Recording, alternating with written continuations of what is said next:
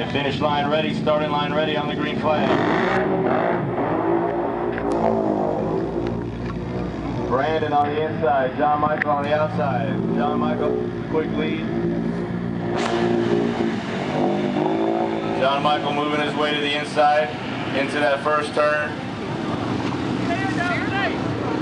Brandon now making a move to get around on the outside.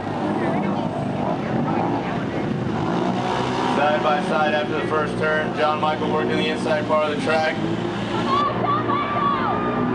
Out front at the end of the first lap.